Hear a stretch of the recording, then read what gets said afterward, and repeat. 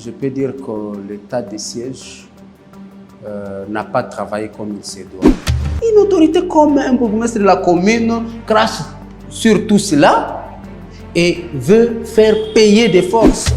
Mais là, c'est déjà une arrestation arbitraire parce que nul ne peut être arrêté ou poursuivi pour une action qui ne constitue pas une infraction. Ça, c'est l'article 18 de notre Constitution. Nous ne devons pas continuer à tracasser inutilement la population.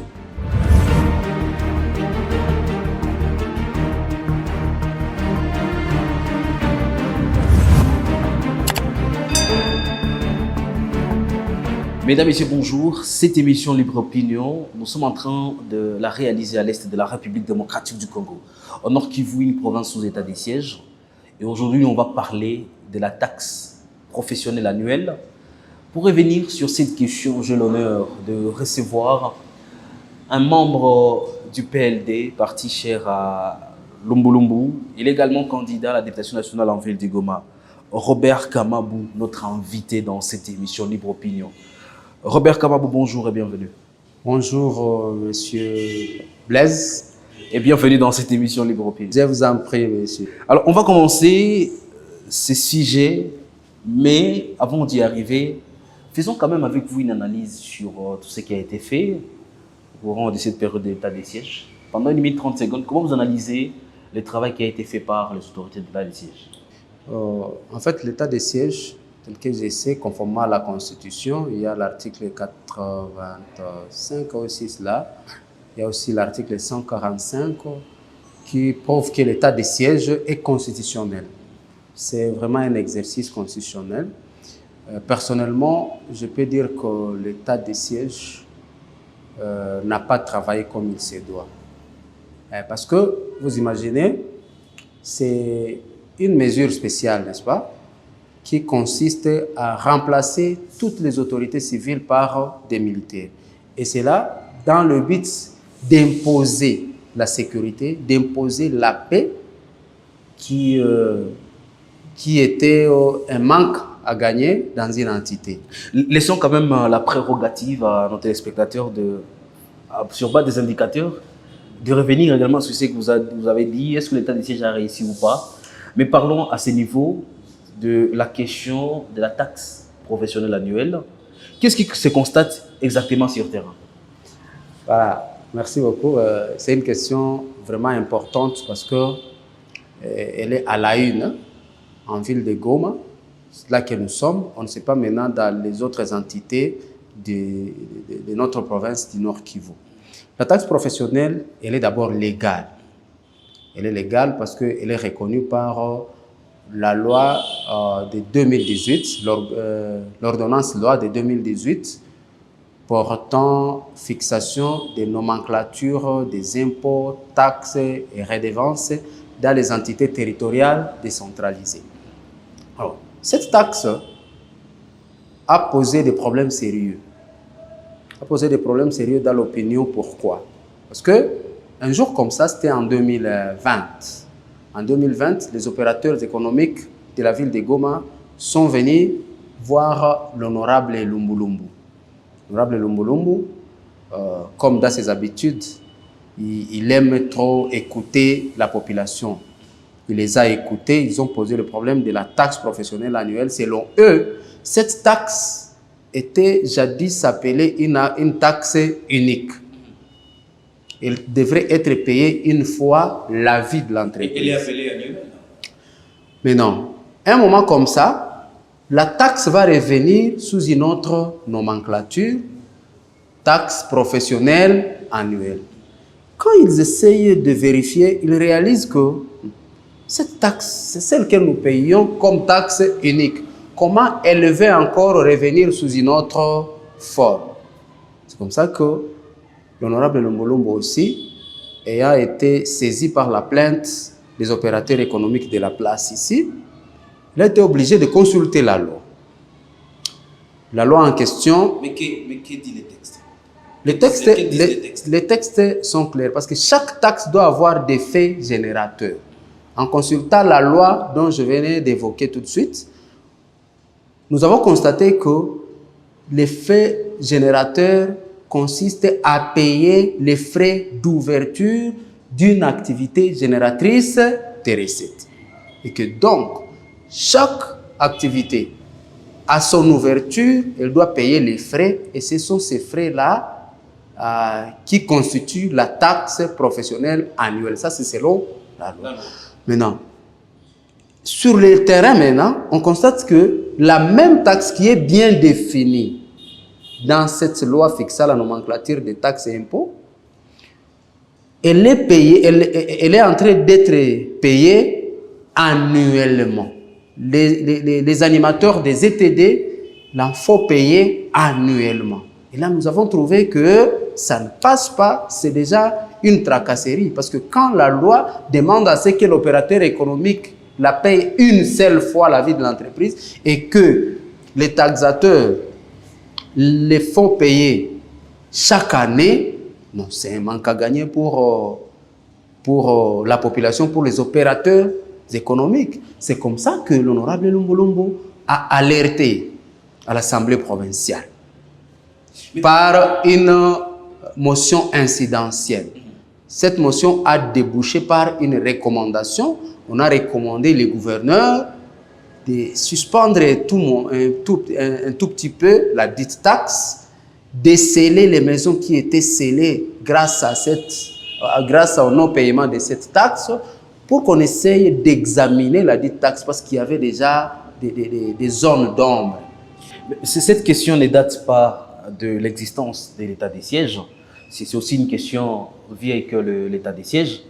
Mais aujourd'hui, est-ce qu'on peut dire que la question a évolué? Il y a une amélioration assez difficile. La question a évolué. D'ailleurs, c'est parmi les rares questions qui ont été résolues positivement par les gouverneurs militaires, Constant Ndima, que je salue en passant. Au moins un aspect positif de l'état des sièges. C'est parmi les aspects positifs, parce que franchement, c'est tous les opérateurs économiques de la province du Nord Kivu qui en ont bénéficié. Or, ce ne sont pas seulement les opérateurs économiques, même nous, consommateurs de ces produits, nous en bénéficions de près ou de loin. Vous savez, quand la recommandation de l'Assemblée provinciale avait été faite, c'était à l'époque de l'ancien gouverneur Carly. Lui, il a jugé mieux de classer la recommandation sans suite. Mais à l'époque, à l'arrivée maintenant du gouverneur militaire, franchement, quand la question lui a été exposée, analysant même les textes, il a dit « niet ». Nous ne devons pas continuer à tracasser inutilement la population. C'est comme ça qu'il a fait une instruction permanente. Ça, nous sommes en novembre 2021. Une instruction permanente portant modalité pratique de paiement de la taxe professionnelle annuelle. Et sur le plan formel, on semble croire que le gouvernement avait aussi accompagné les entreprises. Mais sur le plan informel, quelques commerçants quand même se plaignent aujourd'hui de voir qu'il y a des tracasseries. Mais qu'est-ce qui se passe au-delà de cette volonté du gouverneur C'est évidemment cette indignation que nous voulons montrer aussi à l'opinion. Parce que nous ne comprenons pas comment le gouverneur, qui a été clair dans son instruction d'ISA, vu que l'effet générateur de la taxe professionnelle porte sur les frais d'ouverture, c'est-à-dire tout celui qui l'a déjà payé une seule fois dans la vie de son entreprise ne doit plus la payer. Parce que c'est une taxe unique. Malheureusement, certains animateurs des ETD, des entités territoriales décentralisées, surtout notre bourgmestre de la commune de Karissim, lui, il crache sur cette décision permanente du gouverneur. Parce que même celui qui en a déjà payé, il veut le faire payer de force. J'en connais certains cas types. Donc là, je m'assume. Parce que je ne comprends pas comment un gouverneur, en fait, un bourgmestre de la commune peut marcher, peut cracher sur une décision gouvernale. Ça ne se passe pas, même les petites notions administratives n'acceptent pas de tels comportements. c'est une insubordination notoire. Dès lors que le gouverneur a déjà tranché la question, normalement, les bourgmestres allaient bien s'y courber et laisser les opérateurs économiques travailler avec toute quiétude, parce que nous en avons marre avec les tracasseries de certains agents de l'État. Alors, aujourd'hui, nous profitons aussi de cette occasion pour dire à la population, surtout les opérateurs économiques, tous ces assujettis-là, c'est de leur droit. Dès lors que le gouverneur a déjà tranché, il faut qu'il s'approprie cette décision, cette instruction permanente du gouverneur. Jusqu'à preuve du contraire, le droit s'arrache. Ils ne doivent pas se laisser faire tout simplement parce qu'il y a eu X ou Y qui sont venus et dire non, Tangouleo, ceci, non. Nous sommes dans un état de droit où et les gouverneurs, et les bourgmestres, et nous tous, population, devons nous courber devant la loi. À ce niveau, à qui profiterait cette tracasserie de la population quand on commence déjà à tracasser la population? Dans les cas concrets, à qui profite cette tracasserie? Mais ce sont ces tracasseurs que nous connaissons, donc ceux qui veulent seulement prioriser leurs intérêts égoïstes.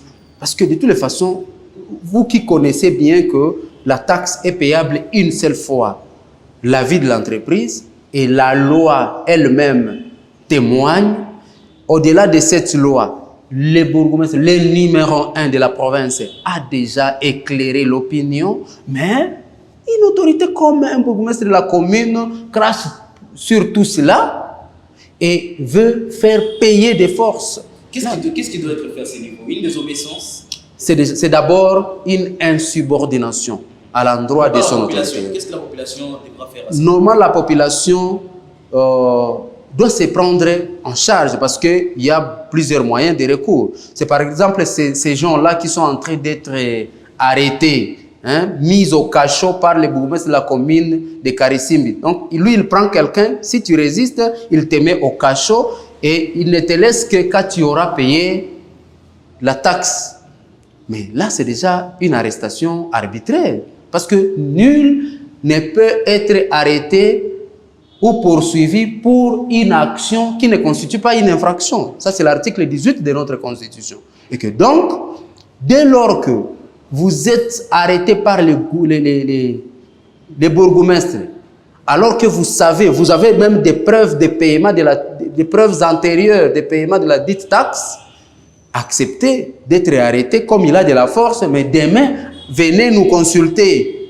Nous allons vous accompagner jusqu'à l'auditorat militaire. C'est la justice militaire qui va interpeller cet homme-là qui vous a tracassé, qui vous a arrêté tout simplement parce qu'il a du pouvoir. Nous sommes dans un état de droit. Nous tous, nous devons nous soumettre à la loi. Nous sommes dans une période d'état de siège. Peut-être le gouverneur aussi aura la chance de suivre cette émission, ses collaborateurs. À ce niveau, le gouverneur est appelé à faire quoi exactement? Oui, le gouverneur, lui, a déjà fait sa part. Il a déjà fait sa part. Nous pensons que ces opérateurs économiques qui continuent à être tracassés en dépit de la décision du gouverneur doivent saisir le gouverneur pour que le gouverneur aussi prenne ses responsabilités. Ce sont ces sujets qui non seulement tracassent mais aussi marchent sur sa décision. De toutes les façons, ces sujets ne doivent pas le faire. Ça ne se fait pas en administration. Même si on est encore dans un état de siège, je crois que l'administration reste à ces principes qui sont uniques, qui sont incontournables. C'est-à-dire, le gouverneur, dès lors qu'il sera saisi, nous lui demandons de faire quelque chose pour cette population. Il a déjà éclairé l'opinion. Mais qu'on ne continue pas à tracasser cette population qu'il a aidée sous sa barbe. À un moment, il est difficile d'accéder aux autorités. Les commerçants se trouvent dans des situations où ils sont agacés par certains agents de l'État. Quelle attitude responsable? Vous êtes quand même un candidat à la députation nationale. Quelle attitude ces commerçants devront prendre exactement face à une telle situation? En fait, les commerçants ont saisi l'honorable Lumbulumbu. L'honorable Lumbulumbu a haussé leur voix. Ça, c'est sur le plan formel. Oui, sur le plan informel, il y a tracasserie. À ce niveau, comme citoyen, ces commerçants devront faire quoi exactement? Il y a plusieurs moyens de recours qui sont légaux. nous ne leur demandons pas de commencer à prendre les taxateurs et commencer à les administrer les coûts. Ça aussi, ça serait une façon de se rendre justice. C'est une justice populaire. C'est pourquoi nous alertons les autorités. Parce qu'une fois la population se sent plus tracassée, c'est à ce moment qu'ils arrivent même à se prendre en charge. Mais aujourd'hui, nous ne leur demandons pas de se prendre en charge d'une manière illégale, parce qu'il y a encore des voies de recours qui sont légaux et nous faisons encore confiance à notre structure judiciaire, sur le plan civil comme sur le plan militaire. Une fois saisis, je pense qu'ils peuvent faire quelque chose pour cette population qui est encore tracassée par certaines personnalités. C'est-à-dire les assujettis, surtout ceux-là qui sont en train d'être arrêtés de force par les bourgmestres, nous leur demandons de saisir l'auditorat. Je pense que l'auditorat, nous avons l'auditeur supérieur qui peut interpeller ces colonels, parce qu'il y en a d'autres qui sont en train d'être interpellés. On les remet en ordre parce que nul n'est au-dessus de la justice. Il y a aussi la façon administrative. Ils peuvent saisir encore les gouverneurs là. Les gouverneurs qui les a aidés, ils peuvent encore les aider. Et nous sommes là pour les aider parce que nous leur montrons la voie par laquelle ils peuvent passer pour faire des recours. C'est-à-dire aujourd'hui, celui qui se laisse encore tracasser, qu'ils ne disent pas que l'honorable Lumbu Lumbu ne l'a pas aidé, qu'ils ne disent pas que le gouverneur militaire ne l'a pas aidé, qu'ils ne disent pas que leur candidat Robert Kamabou n'a pas éclairé l'opinion. Aujourd'hui, nous annonçons pour essayer de les enlever dans ces gouffres-là, les trous-là qui les sont imposés par certains citoyens, en fait, qui essaient de manquer de conscience, parce que vraiment c'est un manque de conscience quand il y a une loi, des instructions et qu'une autorité municipale essaye de marcher sur... Non, vraiment nous sommes dans un état de droit, respectons notre pays. La démocratie ne viendra pas du ciel, c'est nous-mêmes qui avons eu cette démocratie et qui devons en bénéficier. Mesdames, Messieurs, l'émission Libre Opinion, c'est aussi une émission d'éducation. Il faut revenir sur certains faits sociaux qui essaient en tout cas de mettre à mal certaines parties. Et aujourd'hui, nous étions en train de parler sur cette taxe professionnelle annuelle. Merci beaucoup à Robert Kamabou d'avoir répondu à notre invitation. C'est moi qui vous remercie. Avec le plaisir de vous retrouver très prochainement pour d'autres actualités. Mesdames, Messieurs, portez-vous bien.